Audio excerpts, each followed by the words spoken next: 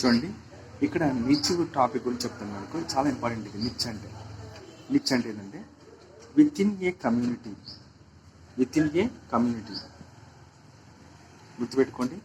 With in a community each organism occupies a particular biological role.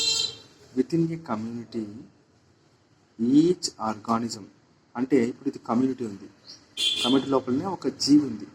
ఒక జీవి చూడండి, each organism occupies a particular biological role. అంటే ఒక జీవి అంటే మనమే అనుకోండి. గవర్నమెంట్ జాబ్కి ఇక్కడ పోయి ఇట్లా వస్తామా, మనం తిరిగి వస్తామా లేదా, దాన్ని నిచ్ అంటారు. అంటే పొద్దున్న లేచిన కాడ నుంచి రాత్రి పడుకునేంత వరకు దాన్ని చేసే దినచర్యని ఏమంటారంటే నిచ్ అంటారు.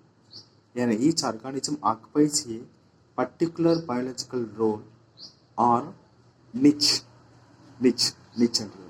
ఓకే, చూడండి ఇక్కడ నిచ్ ఇష్టం లేదా niche. Next, niche is the functional role of an organism of ecosystem.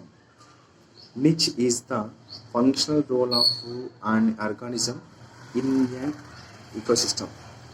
Niche is the functional role of an organism in the ecosystem, comparable to the profession of the person.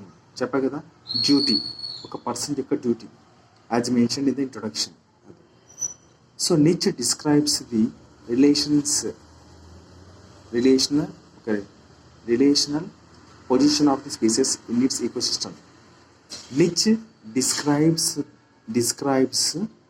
the relational position of species in its ecosystem. Niche describes the relational position of species in its ecosystem. For example, the ecological niche of rose bush. For example, the ecological niche of a rose bush growing in an backyard include the absorbing light, absorbing water and nutrients for photosynthesis, releasing oxygen into the atmosphere, providing shelter and food for other organisms. Example, aphids.